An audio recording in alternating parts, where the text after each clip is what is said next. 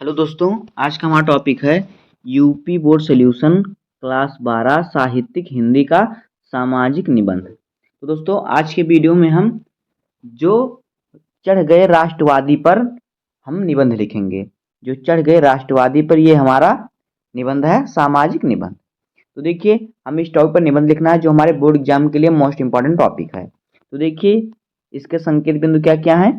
Number एक हम पहले लिखेंगे प्रस्तावना, उसके बाद लिखेंगे स्वदेश प्रेम एक उच्च भावना, उसके बाद स्वदेश प्रेम की अभिव्यक्ति के प्रकार, और फिर अगला चौथा नंबर उपसंहार। इन्हीं चारों हेडिंग पर हम पूरा करेंगे इसका निबंध। तो देखिए, प्रस्तावना पहले हमारा क्या है। यहाँ पे हेडिंग डालना है हमें प्रस्तावना। तो देखिए, प्रस्तावना डालकर हम क्या लिखेंगे। जो भरा नहीं है भावों से बहती जिसमें रसधार नहीं, वह हृदय नहीं पत्थर है जिसमें स्वदेश का प्यार नहीं।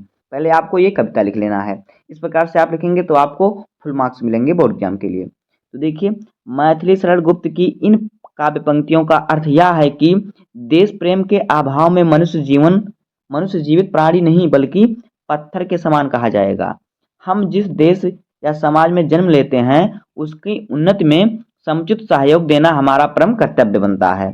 स्वदेश के प्रति यही कर्तव्य भावना, इसके प्रति प्रेम अर्थात स्वदेश प्रेम देशभक्ति का मूल्य है। स्वदेश प्रेम ही देशभक्ति का क्या है, मूल्य है। अपने देश से सबको प्रेम करना चाहिए, उसके आगे बढ़ने के लिए उसमें मदद करनी चाहिए।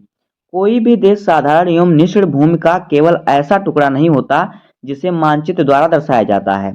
देश का निर्माण उसकी सीमाओं से नहीं बल्कि उसमें रहने वाले लोगों और उनके सांस्कृतिक पहलुओं से होता है। लोग अपनी पृथक सांस्कृतिक पहचान एवं अपने जीवन मूल्यों को बनाए रखने के लिए ही अपने देश की सीमाओं से बंधकर इसके लिए अपने प्राण न्यौछावर करने को तत्पर रहते हैं। यही कारण है कि देश प्रेम की भावना देश की उन्नति का परिचायक होती है। अगला हेडिंग देखिए, स्वदेश प्रेम एक उच्च भावना। ये हमारा हेडिंग है। देखिए, वास्तव में देश प्रेम की भावना मनुष्य की सर्वश्रेष्ठ भावना है। इसके सामने किसी भी प्रकार के व्यक्तिगत लाभ का कोई महत्व नहीं होता। यह एक ऐसा पवित्र व सात्विक भाव है जो मनुष्य को निरंतर त्याग की प्रेरणा देता है। इसलिए कहा गया है कि जननी जन्मभूमस्य स्वर्गादपि गरीयसी, अर्थात जननी और जन्मभूमि, माता और जन्मभूमि स्वर्ग से भी बढ़कर हैं। मानव की हार्दिक अभिलाषा रहती है कि जिस देश में उसका जन्म हुआ, जहाँ के अन्न जल से उसके शरीर का पोषण हुआ, जहाँ के लोगों ने उसे अपना प्रेम और सहयोग देकर उसके व्यक्तित्व को निखारा, उसके प्रति अपने कर्तव्यों का पालन किया वह सदा करता रहेगा, पालन वह सदा करता रहेगा। यही कारण है कि मनुष्य जहाँ रहता है अनेक कठिनाइयों के बावजूद उसके प्रति उसका मोह कभी खत्म नहीं होता, जैसा कि कवि राम नरेश त्रिपाठी जी ने अपनी कविता में कहा है। देखिए क्या कहा है उन्होंने। विषुवत रेखा का वासी जो जीता है नित हाँफ हाँफ कर रखता है अनुराग अलौकिक, वह भी अपनी मातृभूमि पर। हिमवासी जो हिम में तम में जी लेता है कांप कांप कर, वह भी अपनी मातृभूमि पर कर देता है प्राण निछावर। देखिए कह रहा है कि विषुवत रेखा का वासी जो जीता है नित हाँफ हाँफ कर। विषुवत रेखा पर बहुत ही गर्मी होती है, तो वहाँ के वासी जो लोग वहाँ पे रहते हैं वो लोग अधिक गर्मी से वहाँ पर जूझते रहते हैं, हाफ हाफ कर रहते हैं। इसमें कहने का मतलब है रखता है अनुराग अलौकिक, वह भी अपनी मातृभूमि के प्रति अनौकिक का असार प्रेम रखता है। और कह रहा है हिमवासी जो हिम में तम में जी लेता है कांप कांप पर। हिमवासी यानी हिमालय पर जो लोग रहते हैं, हिम वाले पर जहाँ पर बर्फ पड़ते हैं, जहाँ पर बर्फ पड़ते हैं वहाँ पर जो लोग रहते हैं वो कांप कांप कर जी लेते हैं, लेकिन वहाँ भी अपनी मातृभूमि पर क्या करते हैं, प्राण अपनी न्यौछावर करने का दांव रखते हैं। अगला हेडिंग देखिए, स्वदेश प्रेम की अभिव्यक्ति के प्रकार। स्वदेश प्रेम यद्यपि मन की एक भावना है, तथापि तथापि इसकी अभिव्यक्ति हमारे क्रियाकलापों से हो जाती है। देश प्रेम के ओतप्रोत व्यक्ति सदा अपने देश के प्रति कर्तव्यों के पालन हेतु न केवल तत्पर रहता है बल्कि आवश्यकता पड़ने पर इसके लिए अपने प्राण न्यौछावर करने से भी पीछे नहीं हटता। सच्चा देशभक्त आवश्यकता पड़ने पर अपना तन मन धन सब कुछ देश के में समर्पित कर देता है। यह संस्मरण यह स्मरण रहे कि याद स्मरण मतलब याद रहे, यह याद रहे कि स्वदेश प्रेम को किसी विशेष क्षेत्र एवं सीमा में नहीं बांधा जा सकता। हमारे जिस कार्य से देश की उन्नति हो वही स्वदेश प्रेम प्रेम की सीमा में आता है।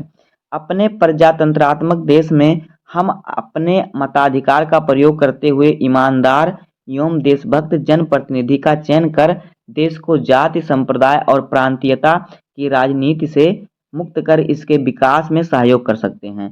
जाति प्रथा, दहेज प्रथा, अंधविश्वास, छुआछूत इत्यादि कुरीतियां देश के विकास में बाधक हैं।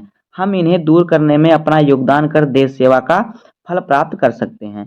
अशिक्षा, निर्धनता, बेरोजगारी, व्यभिचार एवं भ्रष्टाचार के खिलाफ जंग छेड़कर हम अपने देश को प्रगति के पथ पर अग्रसर कर सकते हैं, मतलब आगे बढ़ा सकते हैं। हर समय में पर टैक्स का भुगतान कर देश की प्रगति सहायक हो सकती है। इस तरह किसान, मजदूर, शिक्षक, सरकारी कर्मचारी, चिकित्सक, सैनिक और अन्य सभी पेशेवरों लोगों के साथ देश के हर नागरिक द्वारा अपने कर्तव्य का समुचित रूप से पालन करना भी देशभक्ति ही है। अब देखिए अगला हेडिंग हमारा है उपसंहार। नागरिकों में स्वदेश प्रेम का अभाव राष्ट्रीय एकता में सबसे बड़ी बाधा के रूप में कार्य करता है। जबकि राष्ट्र की आंतरिक शांति तथा सुव्यवस्था और बाहरी दुश्मनों से राष्ट्र के लिए राष्ट्रीय एकता परम आवश्यक है। यदि हम भारतवासी किसी कारणवश छिन्न भिन्न हो गए तो हमारी पारस्परिक फूट को देखकर अन्य देश हमारी स्वतंत्रता को हड़पने का प्रयास करेंगे। इस प्रकार अपनी स्वतंत्रता की रक्षा एवं राष्ट्र की उन्नति के लिए राष्ट्रीय एकता परम आवश्यक है और राष्ट्रीय एकता बनाए रखना तब ही संभव है जब हम देश के प्रति अपने कर्तव्य का पालन करेंगे। तो दोस्तों इस प्रकार से हो जाएगा इस टॉपिक पर निबंध। उम्मीद है कि आपको वीडियो पसंद आया होगा। अगर आपको वीडियो पसंद आया हो तो वीडियो को लाइक कर दीजिएगा, चैनल पर नए सब्सक्राइब कर दीजिए और बेल आइकन को प्रेस कर दीजिए, क्योंकि बोर्ड एग्जाम के हर इंपॉर्टेंट टॉपिक का वीडियो आपको चैनल पर मिलता रहेगा। तो मिलते हैं किसी नेक्स्ट वीडियो में, तब तक के लिए धन्यवाद। जय हिंद।